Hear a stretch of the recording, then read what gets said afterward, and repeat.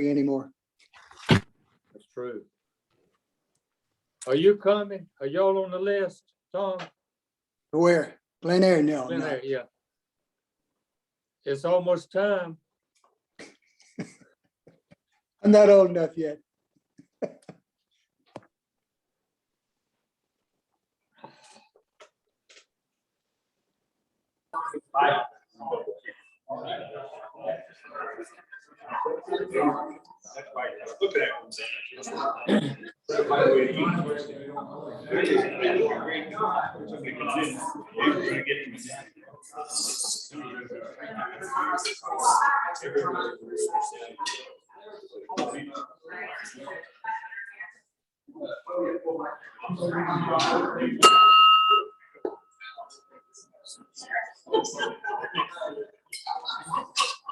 Good afternoon, Cary Rotary Club. Good afternoon.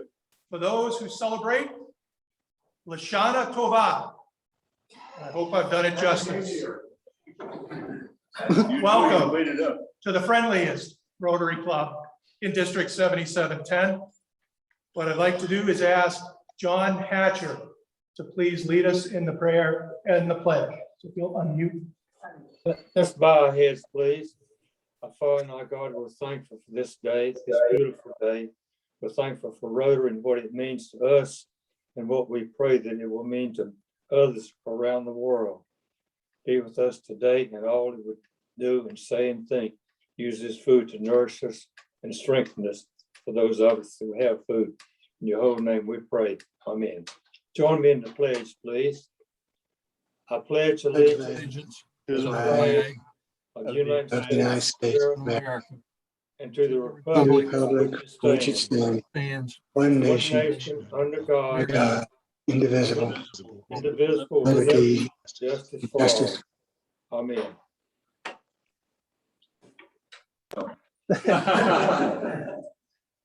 Thank you, John. Please be seated. I'm singing, I got fired. Tim, you did not get fired. But you all may notice that we're doing things a little bit differently today. So I wanted to give you just a quick update around our processes related to COVID. As you're aware, David Coulter and Charlie Koenigsberg made several recommendations to the district governor as well as to our club. And so as the board met this past week, we carefully considered what those recommendations and what we should do. As a result of the conversation, we elected not to suspend meeting in person at this point in time, but we did feel it appropriate to take a couple of cautionary steps. First off, you may notice there's a little bit more distance between the tables and there are fewer spots set per table. That's our attempt to get a little bit closer to the 6-foot distance. You'll notice that we did not sing God Bless America. You know, the data would seem to indicate that that's a great opportunity to expel a lot of different things into the air. And so for the time being, we'll suspend our singing until we can do it more safely. I'd also remind about masks, right? So we want to reiterate the importance of, while you're not eating, wearing the mask so that we can protect one another. And the two other main things, of course, that we can do to keep ourselves safe. Number one is not to come to the meeting if you're not feeling well. So I want to recognize, not my name, but I want to recognize a member who was in contact with you this morning who said, you know, I was with some folks this weekend who are not feeling well today. So I'm not going to come to the meeting, just in an abundance of caution. So I want to applaud her for making that decision. And the other, of course, is to just continue to encourage vaccination, right? It's not a guarantee that you won't get sick, but it sure does seem to be helping. And so as a board, we want to take the position that we're strongly in favor of having members be vaccinated. So thank you for your understanding. And I really do appreciate the seriousness with which each of us is caring for all of us. So thank you. With that, Renee Stull last week shared news and information about an upcoming social that we have on Sunday, the 26th of September. We'll also want to do that very safely.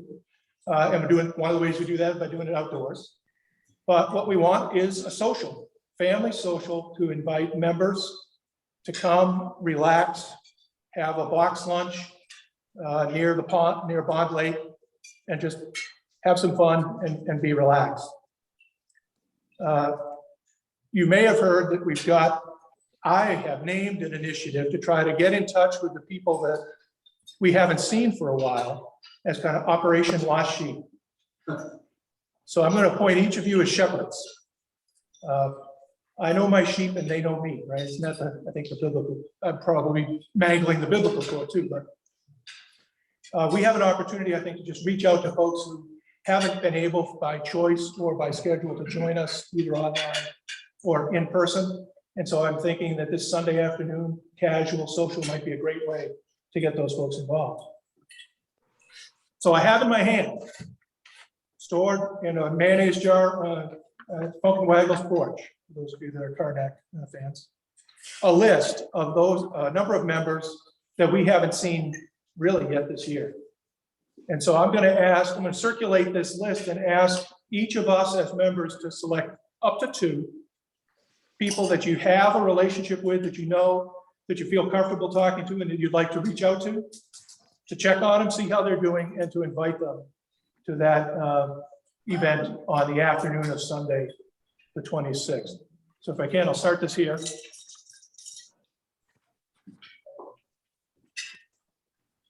So for those online, if you can let me know, if I'll circulate this list among those that attend online so that we can get you involved in all of this as well.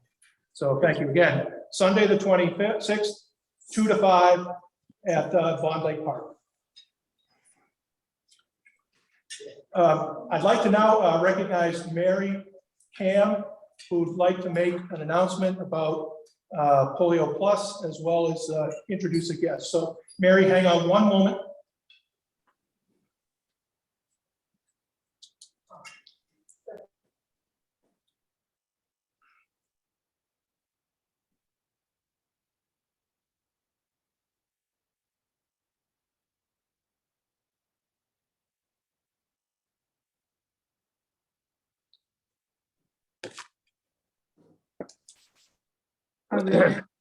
Are we ready?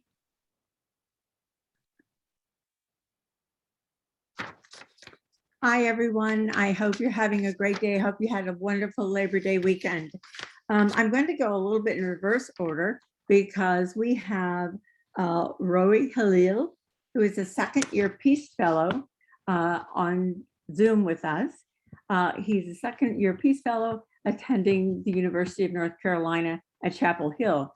He currently has an internship at a children's psychiatric clinic in Raleigh, and he could use our help. And so, Rory, I'm going to, if you would go ahead and tell us how we can help you. Thank you, Mary. Good afternoon, everyone. I'm happy to be here and thank you for inviting me.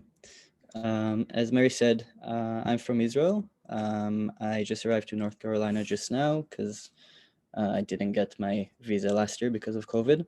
So I moved to Chapel Hill and I like it here so far.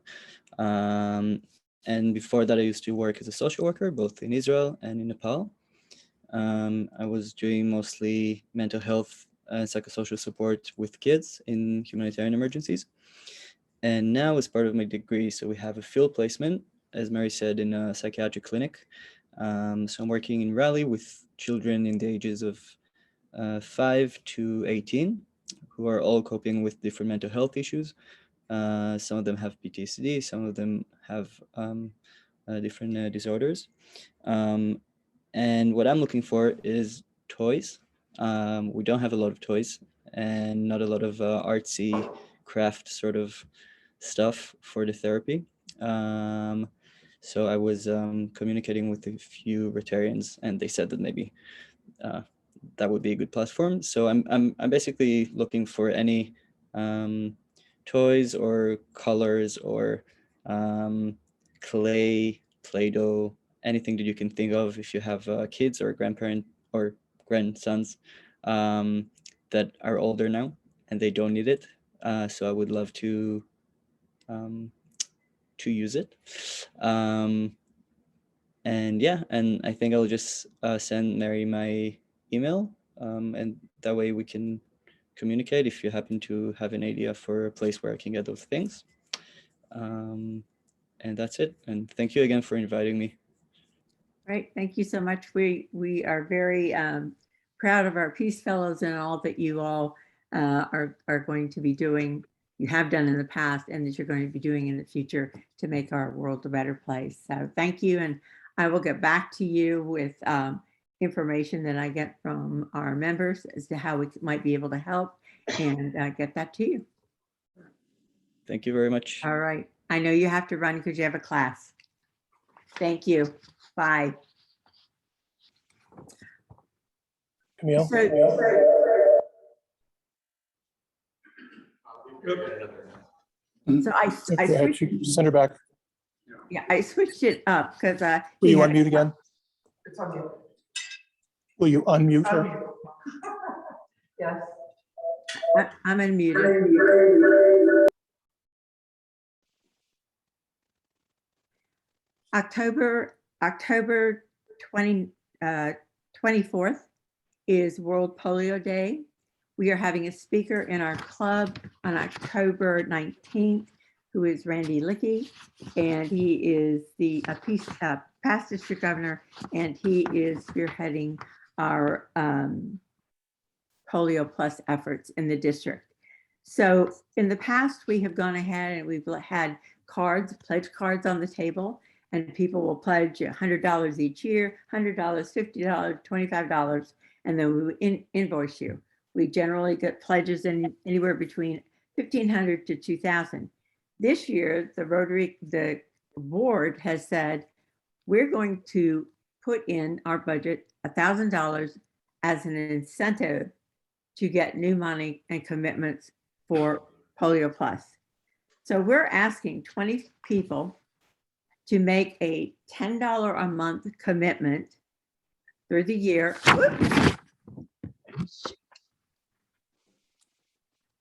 Sorry, through the year, and do it through Rotary Direct.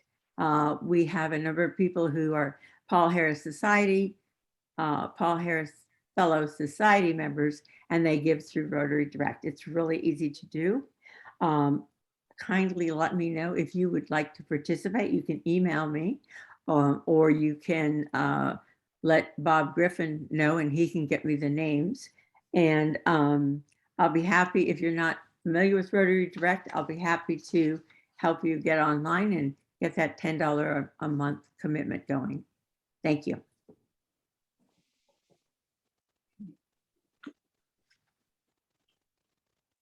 Thanks, Mary. Thank you, Mary. Appreciate that. I realized that I was remiss and that we did not welcome our guests. So can I call now quickly on Ron Stanton to introduce some guests today? Howard Manning has a guest, but Howard is not here. Good afternoon. Thank you. Welcome, Theo. Thank you. Tim Mannix has a guest, but Maybe she's with Howard. Rob Brooks has a guest. Please join me in welcoming Paul Winston to our meeting today. Paul is I've known him for a couple years now, and he works with Cary Pool, leads HR efforts there. And Paul, welcome. He also has some. Was your father, grandfather that have been Rotarians, and so he's familiar with the great work that Rotary does around the world. Paul, we welcome you. Thanks for being here. Welcome, Paul.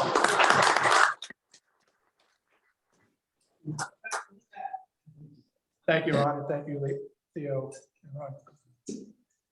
All right, well, without further ado then, may I ask Dr. Bruce Howell to take the podium and introduce our speaker for today. Good opportunity for everybody else to mask up if you can.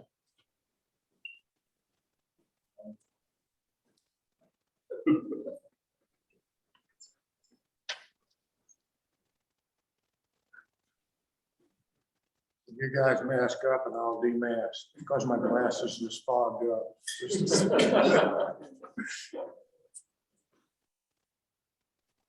I think Mary should also, along with Polio Plus, put on a program for COVID Plus for all those that haven't been vaccinated. And we'd hold a special, we'll call it a polio day, but we'll also vaccinate any of you guys or gals out there who haven't gotten vaccinated. Please get vaccinated. It is a pleasure today to introduce our speaker, Paul Kane. He is Executive Vice President, CEO of the Home Builders Association of Wake County, Raleigh and Wake County. It is 2,500 members strong. It is the second largest home builders association in the United States. This young man grew up in a small town in Oklahoma, has a bachelor's degree from Notre Dame University, or is it Don's? And a Juris Doctorate from the University of Oklahoma. He practiced real estate law for 14 years. He has served as an adjunct professor for 12 years.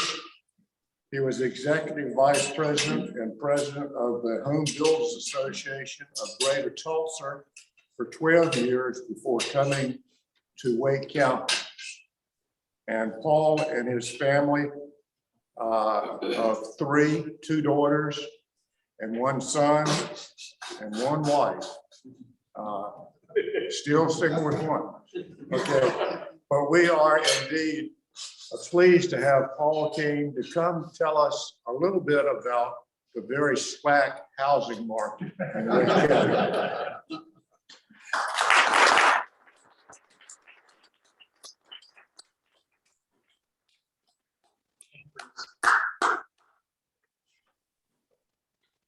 My biggest struggle is going to be keeping this in the timeline that Rotarians are accustomed to. The two things I know about Rotarians is they're very warm and welcoming, and the other thing is that they like to be done on time, and I respect that.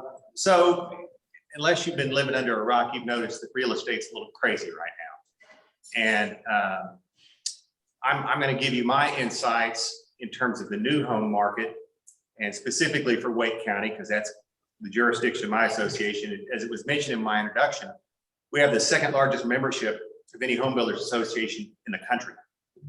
So that just shows you, number one, how strong the market is, but number two, how strong the association is. There's, obviously there's markets that are bigger. In fact, the only association that has more members than we do is in Seattle. So you have to go a long way to find a bigger one. Or as I like to say, we have the largest HBA in the nation east of Seattle. So to understand where we are in the housing market right now, we kind of have to take a look back. So I'm going to start out with some kind of pre-pandemic comments. To understand the current market, you have to go all the way back to the big recession of 2008. The entire housing market just shut down. But just because the market was in trouble didn't mean that people didn't need a place to live. They still did. And so for a good 4 years, demand was growing, but the supply was not meeting it. There was this pent up demand. And I'm here to tell you today, we still have not caught up. Since 2008, the industry has not met demand. So I remember in about 2013 predicting that our next big problem was going to be a housing shortage. At this time in 2013, there were still entire neighborhoods of homes that hadn't been sold yet. People thought I was crazy, but that's exactly what's happened. So the housing shortage, and I'm going to call it a critical housing shortage, really becomes the backdrop for everything that we need to understand about the market today. So fast forwarding to the end of 2019, a lot of people have kind of forgotten about this, but in late 2019, there were some pretty strong indicators that the market was getting ready to go soft.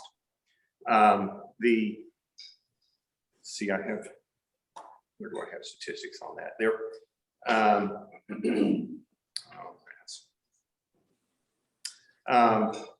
There was a period in the fourth quarter of 2019 where the market had softened up. So there was a lot of people who had lived through the 2008 recession were starting to pull back. A lot of builders were pulling back, and most significantly, lumber companies started pulling. Lumber providers started pulling back. A lot of the sawmills in particular, and the sawmills are where the real choke point came about. But by the end of 2019, a couple of major sawmills had been shut down, and just those two sawmills would have impacted the construction of 85,000 homes nationwide.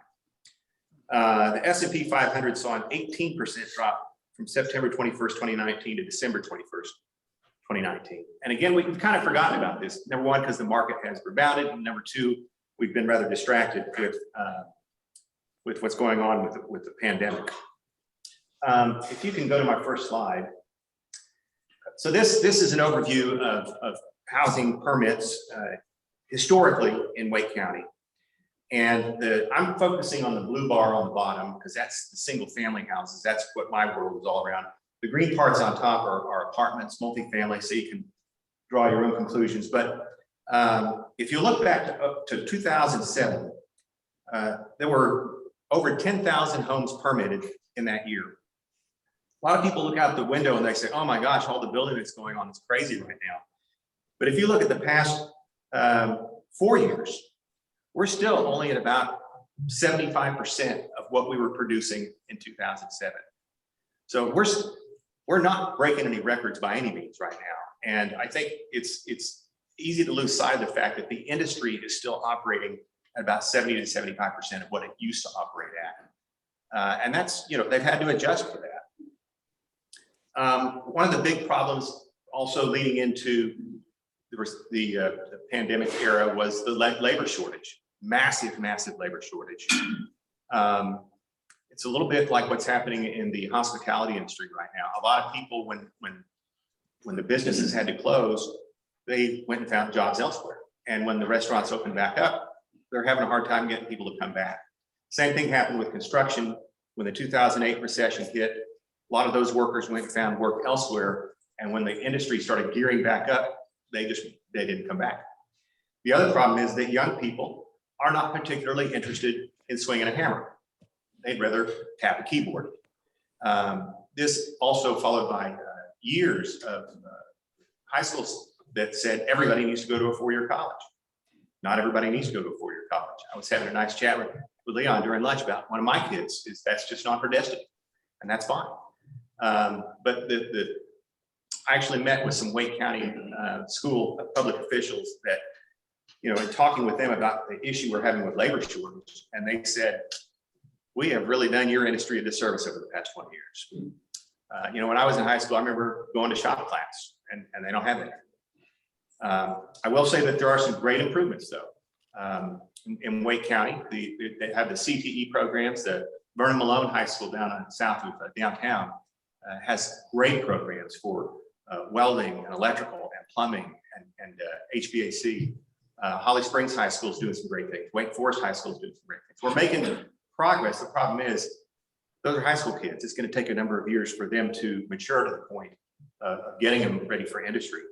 So the labor shortage has slowed things down because you don't have enough people to get the work done. And it's also made it more expensive. Supply and demand, economics 101. So, that was a big problem. So lumber has become kind of the key indicator of what's going on with home prices right now. We were actually having lumber price issues long before the pandemic came along. It goes back to 2017 when a treaty with Canada on lumber expired, and no one had the political will to do a new treaty.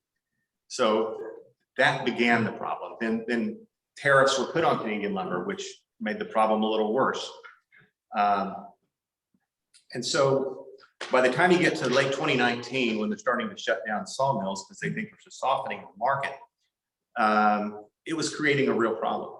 And by April, well, actually when the pandemic hit, they shut down even more sawmills. And by April of 2020, 40% of the nation's sawmill capacity was shut down. That's enormous. That's a real choke point. Another issue we were facing coming into the pandemic was the cost of regulation on housing. Now, of course, you know, housing must be, construction of homes must be, there must be some level of oversight. There must be some regulation, and that's fine. The problem is it's really ramped up, especially at the federal level. There's a lot of federal regulations that go in when you're at the development phase. You know, there's environmental concerns, there's concerns for species and wildlife and so forth. And if you go to the next slide, the National Association of Home Builders did a study, and I'm going to focus on that middle bar because that's average new home. But the amount of regulatory cost that goes into the average new home is almost 25% of the sale price of that home. Let that sink in for a minute. 25% of the sale price of a new home is regulatory costs. So if you're looking at, you know, even I guess in our market, it's odd to say that a $400,000 house is not that expensive, but it really isn't in this market anymore. There's $100,000 of regulatory costs that went into making that home a home. About 15%, 14.6% of that is just at the development stage when you're just trying to clear the land and put in roads and infrastructure and make it a neighborhood. So this is part of what my industry does, is it's trying to work with the policymakers in Washington, the policymakers at the state capitol, and then of course at the municipal levels to make them aware of how these costs impact the cost of housing, especially when we start getting into discussions about the affordability of housing, which is an enormous issue right now. Another study that the National Association did was trying to figure out, you know, there's a certain point at which you can no longer afford that home. There's a certain point at which you no longer qualify for the loan. And they broke it down into saying a $1,000 price increase, what impact that will have. Because I've had some elected officials say, well, you know, people are already paying $400,000 or $500,000 for a house. What's another $1,000? I have the answer. A single $1,000 price increase on a home will price out in the Raleigh area over 800 families being able to afford that home. Just a single $1,000 price increase. So we're very sensitive to those costs. We're very sensitive to that affordability issue. And so that's always a point. In fact, you could put up the next slide. Oh, wait, one more. We'll come back to that. There we go. So these are the numbers behind what I just told you. They're saying the median new home price is $270,000. That bottom number, the number priced out, 792. So nearly 800 families won't be able to afford that home just by that price increase. We also got the same numbers for Durham if you'll flip ahead one. And for Durham, not quite as severe of a reaction at almost 450 families. So, you know, triangle-wide, those numbers are very important, and we really try to keep close on it. We've also been trying to really stay ahead of the affordability issue. I personally I co-chaired Raleigh's Affordable Housing Bond Advisory Committee leading up to the $80 million housing bond that Raleigh just passed. And there's some good elements in that housing bond. You know, Durham had passed a similar bond, and I think maybe even a little bit larger one. And I got to be real sensitive at time here. I can talk all day about this stuff. But essentially, in order to address the affordability issue, you need private and public working together. You can't just have to say, okay, builders, go fix it, because it doesn't work that way, especially when we're talking about how high the cost of regulation is. There's no way you're going to be able to build, you know, if a lot by itself is $200,000, there's no way you're going to build a $200,000 house. It just doesn't, the math just doesn't work out. So this public-private partnership is critical to addressing affordable housing. So I'm going to, the lumber issue, if you go back 2 slides now, I seem to have gotten them out of order. Okay. Lumber, again, is kind of one of the main indicators of what's going on with the pricing of materials. And as you can see, it peaked out in around May of this year. But at that point, this is the cost of lumber per 1,000 board feet. So if you go back to, you can see on the far left is you know, like June, July of last year, it was less than $400 per 1,000 board feet. At its peak, it went up to over 1,600. So just the cost of lumber, just the dimensional lumber that goes into framing a house had gone up fourfold, in some places fivefold, adding anywhere from $50,000 to $80,000 to the cost of building a home. Wasn't any nicer, wasn't any bigger. It just got a whole lot more expensive. So lumber has come back down. Now it's only about double instead of 5 times as bad, but it's still an issue, and it's also taking a long time for a lot of those lumber prices to level out. Maybe a supply company still has to go through their existing stock, sell off what they have that they bought at the higher price. So also, much like gas, which I've always heard, the price of gasoline goes up in dimes and down in pennies. And same concept here, where it's just going to take a while for those prices to stabilize out. But I have talked to a number of builders that said they are seeing that price come down. But then there's so many other parts of the house that have become complicated. The sheathing they put on the side of the house, they call that OSB. Well, okay, OSB is a lumber component, but what's making that hard to come by now is the resin that holds all those little pieces of lumber together. There's a big resin shortage going on right now. So OSB not only has become much more expensive, it's even hard to find. And that had to do with that big ice storm that hit Texas last winter. A resin plant, electrical shortage place burned down. So, resin's off the table now. Steel prices have been crazy. There's not as much steel that goes into a home, but a lot of the components.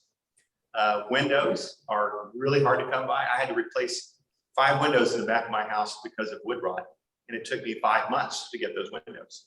Just 5, simple windows. So, and then another new problem is theft. I'm sure many of you have recalled in the past that copper is pretty hot commodity on a job construction site. Well, it's not just copper anymore. They're stealing lumber. They're stealing entire house framing packages. These are professional crews that will show up at 3 in the morning with giant trucks and just clean the place out. They'll go to model homes that are fully furnished and steal the appliances and all the furniture. It's really crazy. In fact, this Friday, we're having a summit with builders and police officers to say how we work together better to stop the bad guys, because it is out of control. And I'm not exaggerating when I say triangle-wide, there's been millions of dollars of materials stolen off job sites and even out of the lumber yards. So it's just head spinning how crazy things are right now.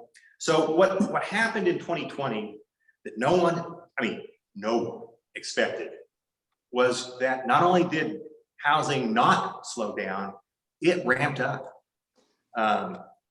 The housing market just went crazy in 2020. And it was a combination of, again, that housing shortage was still out there. Just because there's a pandemic doesn't mean people don't need a place to live. And especially the Triangle, where we're one of the most popular places in the country right now, and people are moving in by the busload, it seems. And but then the other side of it that wasn't thought about was the home remodeling side really ramped up, with people working at home more than ever on Zoom and elsewhere. They're at home doing their job, and they're looking up and going, "I never noticed that crack in the ceiling before. I really need to get that fixed." And then they, on a pretty day, they're going to take their laptop and go sit on the back deck and get some work done. And they're looking around going, "Man, this deck is getting worn out." Well, so home remodeling took off. Home Depot and Lowe's, their sale numbers just went through the roof. So that started taking a pressure on the lumber side as well. And you think, well, a home do-it-yourselfer compared to a giant building company. Yeah, but when you take that times the millions of people that were working at home and all looking at their decks and the cracks in their ceilings, it added up. And so the whole market just really exploded in 2020. I think Lowe's and Home Depot both reported sales increases of anywhere from 25 to 30%. That's pretty significant. Even door locks. There was during the pandemic, major plants from one of the major door lock companies were just shut down by the Mexican government. And so, especially early on, about the time they get some manufacturing facility reopened, somebody there would get sick and they close it back down, or they'd have to operate at half capacity. So there's a lot of the issues out there, a lot of those dynamics.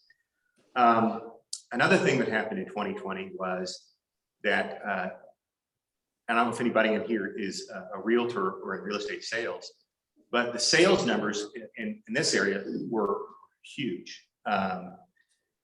Most of the realtors I know said that they saw anywhere from 25 to 30% increase in the number of homes sold. Now, if you'll go back, keep going back. Oh no, you're going forward. I need to go back. Yeah. I want to go back to that very first slide that showed the permits. Perfect. Here's an interesting thing about 2020 is if the number of homes sold went up 25% and look at the number of permits pulled in 2020 and compare that to the 3 years before it, it's not really that different. It's not like 25 to 30% more homes were built, but 25 to 30% more homes were sold. So two things were happening. Number one was the inventory was getting wiped out. If any existing homes that were for sale sold and sold quickly. The other dynamic was that a lot of builders started getting into, they didn't want to lose an opportunity. They didn't want to lose a customer. So they were doing pre-sales, selling a house at the end of 2020 that wouldn't be finished until 2021, which had its own complications as the cost of materials kept going up. So I think most people don't realize that there were hardly more, in fact, there were less homes built in 2020 than there were even in 2017. So that's created some real interesting dynamics. And in terms of the inventory of homes, a healthy market, you have about a 6-month inventory. And what that means is if no new homes got offered for sale right now, of the homes that are currently for sale, how long would it take to sell them? So a 6-month supply of homes is a healthy market. I was recently meeting with a large realtor in the area who's run the analysis on it. He was breaking it down into the supply by price point. And so he was showing me that in the $200,000 to $300,000 range, there was a 0.19 month supply. And that you don't even get to a full month's supply until you get to the price point of $1 million plus. Anything below $1 million on the market in real estate right now, that whole market is less than 1 month's inventory. Again, that goes back to this big problem of the housing shortage. The other problem we're looking at that became apparent last year was the lack of available lots on which to build a house. We currently have about a 14-month supply of lots. Okay, that sounds pretty good. However, for lots, the healthy number is 24 months because it takes a long time to convert what used to be Farmer Jones Field to the new Jones subdivision. In fact, it takes 2 or 3 years to create raw land into a developed neighborhood. And so that's why you need at least a 24-month supply. We ended 2020 with 1,700 fewer lots than we started the year with.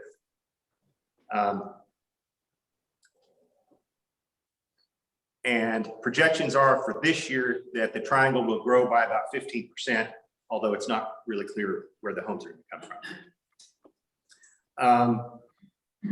So I was having a chat at the table during lunch with Bruce about the housing market today and comparing this to 2008 and how that was kind of the big bubble burst. And when you look at these numbers and the shortage that we have in housing and how much catching up we have to do, I don't see this as a bubble situation.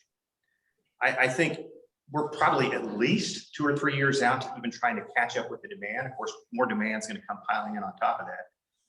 I'm not going to say, obviously, this huge escalation that we've seen in pricing, that has to level off. Something has to give, right? It can't keep going up forever. I do think we're going to see a leveling off. I do think it's going to even off somewhat. I don't think we're going to see a bubble pop. I don't think we're going to see a free fall. And quite frankly, if we do, it'll create an even bigger housing shortage and a bigger problem going forward.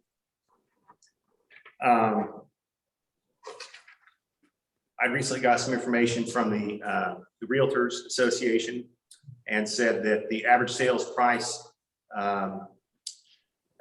it recently was over $350,000 for a home, and that was up about 10% from the prior year. So what's next? Where are we going? I think what we're going to see again is the market will continue to remain strong. I think it will continue to be a seller's market for quite a while.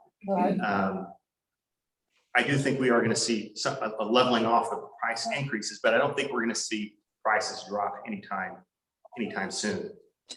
One of the issues that we try to deal with locally at the Raleigh Home Builders Association is to work with local elected officials and policymakers to kind of make them aware of some of these statistics we were just talking about, and to help them understand that before they implement any new regulations, that they need to be aware of the economic impact of that. Again, we're not anti-regulation. We just want to make sure that it's given thoughtful consideration from an economic perspective. Sometimes things look better on paper than they turn out to be in reality. Or as Yogi Berra once said, in theory, there's no difference between theory and practice, but in practice there is.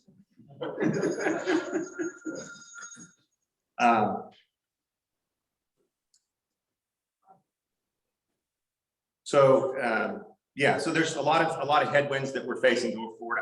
I think that I've had some people say, well, gosh, it's now a bad time to buy. I don't think so. I really don't. I think that the market's going to remain strong for a long time. I don't know if anybody's heard about this Apple company that's coming to town. It's going to bring some folks. The population is going to keep growing. We are just on the front end of the association is starting a new initiative to engage in a community-wide discussion on what growth looks like and what we expect. And the numbers that we're hearing from the experts are that by 2030, Wake County should have about 250,000 more people than it does today. And that's just on the trajectory that we've been on. If that's the case, and we think it is, we need to be ready for that. And we can't just wait until 2028 and say, well, what are we going to do now? So we're actually, we started an initiative called Imagine Wake, meaning we can imagine it. And we're going to invite to the table elected officials, leaders of industry, nonprofits, community leaders, to come to a roundtable discussion and say, here's the reality. What are we going to do about it as a community? We can't just say, okay, development community, it's completely up to you, because builders have to work with the Department of Transportation, and we have to work with the public school system, and everything has to work kind of in tandem together. We hope to be having our roundtable soon. We've started a website called imaginewake.com. You're welcome to go check it out. There's some really interesting information on there. But the idea is that we're in a great place, and we want to continue to be great. And we want to make sure that the entire community understands the dynamics of what's coming and how do we all get there together in common. So with that, I did a really impressive job of keeping this finished. If anybody wants to pat me on the back later, you're welcome to. But in the meantime, I'll take questions. Congratulations, Paul, on keeping up the time. Thank you. Thank you. That's one of my best accomplishments of the day. From the industry standpoint, what are the two things that would help most in terms of reducing government regulatory costs? What two things need to change in order to do that? I mean, one of the things I have proposed and no one's ever taken seriously is that before any governmental entity implements a regulation on housing, there's a cost benefit analysis should be run, but they won't do that. And really, I guess at the end of the day, that becomes our job as industry advocates to help point out those impacts of the economics. The statistics I shared with you guys at the beginning of this about how many people are priced out with just a single $1,000 increase. 25% of the cost of the home is regulatory. Man, I'm like a broken record with those statistics when I'm talking to policymakers, because I think that doesn't always compute. It's a difficult environment, especially when you're talking about a growing area. And my observation over the years has been, especially when you get to the suburbs that have been small communities for a long time and really want to be a bigger community. And I've even told several of the mayors of these communities this, is that they really love growth right up into the point that they don't. growth is change. Change always brings some level of discomfort, even if it's good change. But, you know, I guess you're asking for two things, but really, I think it really comes down to understanding the underlying economics, not only in terms of how regulation costs, adds to the cost of the home, but the economics of what new homes do to the community in terms of tax base and infrastructure and making the community a stronger, healthier community. Cary's avoided any property tax increase in large part because of growth. The new homes that pay for what Cary's had. We're going to have to face that at some point in the future when the growth won't do that. Well, and Dr. Walden from NC State did a study a number of years ago showing how, you know, housing actually pays its way from a community standpoint. I think a lot of times there's perception, oh, all these new houses, now we got to build these roads, we got to add some parks and a new fire station over here. This is really going to cost the community money. But it only takes about 2.5 to 3 years for that new community to actually pay for itself in terms of its economic impact on the community. After that point, it's just great. Well, I want to thank you for being here with us today and sharing this information. And I especially want to thank you for what you're doing to promote dialogue around this and bringing many people around the table. It's going to take all of us to figure out the best way to accommodate 250,000 more people. Absolutely. So thank you for that and your work in the community. On behalf of the Cary Rotary Club, thank you for being here. We do have a token of our appreciation.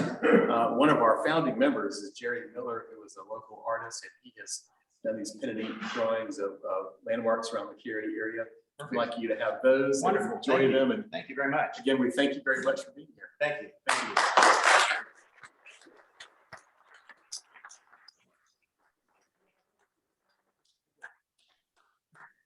Thank you, Paul, and thank you, Bruce, for bringing Paul to speak with us. Obviously, a hot topic today. I'm realizing that it's been almost 3 weeks since we shared any miracle moments, and I know Darren Gay has one that is burning a hole in his pocket. So quickly, Darren, a miracle moment. Actually, I have two now, so they've accumulated. The first miracle moment is just really about the schools. The schools are off and running. Kids are back in the building. My teacher wife is back in the building, and so that's a miracle that we got that pulled off. Hopefully they can stay in there. The other miracle moment I wanted to share with you, and some of you in businesses take this to heart. My 16-year-old, so not very highly skilled laborer, just got her first ever raise because she went and asked for it. The reason she got that raise was because she had been hired several months back, and the new hire was making more than her and knew nothing. So the boss said, you know what, that's probably not a good strategy. So as business owners, if you're hiring people because there's a labor shortage, just keep in mind the people that helped you through the last 15, 17 months and have continued to work there. So that was my miracle. Thank you, Darren. I appreciate you sharing. Any others in the room? Any online? David Coulter, I know you've been holding on to an announcement today too. Yes, program committee will have a very brief meeting at that table right after today. We saved it just for the program committee. Thank you, David. All right, well, so we got a bunch of birthdays coming up. So in the room, I want to recognize that tomorrow, Doug Mick Lamb is celebrating a birthday. Thursday, Curtis Westbrook. See Curtis, wish him a happy birthday and invite him to our social. John Rigsby's online. Happy birthday, John, on Friday. Tim Naring has a birthday on Saturday, as does Dr. Charlie Mann. Happy birthday, Charlie.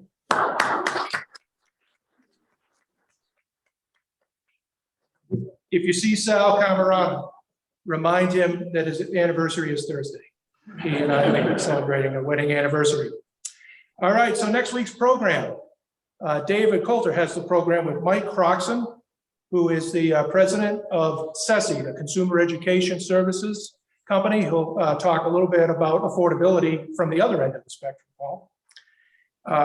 The meal next week is going to be barbecue pulled pork with mac and cheese and greens. Now that might sound familiar, but it was chicken 2 weeks ago. Next week is pork. No, on the 21st, in 2 weeks, Tim, we'll have also David Coulter is bringing the proprietors of Bombshell Brewers, which is an all-female owned brewery. So free samples would be welcome, David, if you want to give them any coaching. So 2 weeks, September 21st, Bombshell Brewers will be with us. I want to thank everybody for coming today, especially I want to recognize Theo and Ron. Rod, if you'll thank Rod for joining us. Paul Winston, sorry, and Theo, right? Thank you. Thrilled to have you join us and learn a little bit more about the pub. Hope we'll have a chance to see you again. Don't forget to give Howard a hard time. We don't need an excuse, but we'll definitely keep that one going. Yes, sir. Along those lines, can I just say something real quick? In the couple of minutes that we had to chat with Theo, learned that he's relocated to the area from Jacksonville. So welcome, first of all. Is And that he's also- Florida or North Carolina? Sorry? Florida or North Carolina? North Carolina. North Carolina. And then he's also taking the role of executive director of Western Wake Crisis Center. So doing important work. And thank you. Thank you. We got a lot of reasons to be talking to each other today.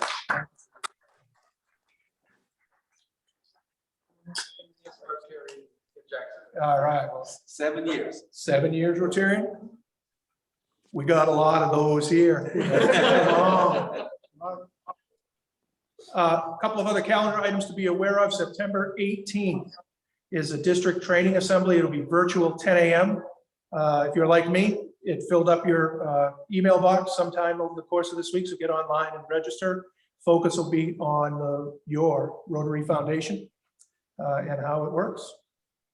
And then September 26th, we're having a social at Bond Park, 2 to 5. So mark it down on your calendars and invite a friend and family. So with that, can I ask Ken Timon to lead us out? Before we test the things that we think they do first. Is it the truth? Fair to all concerned. Will it build goodwill and better friendships? Will it be beneficial to all concerned?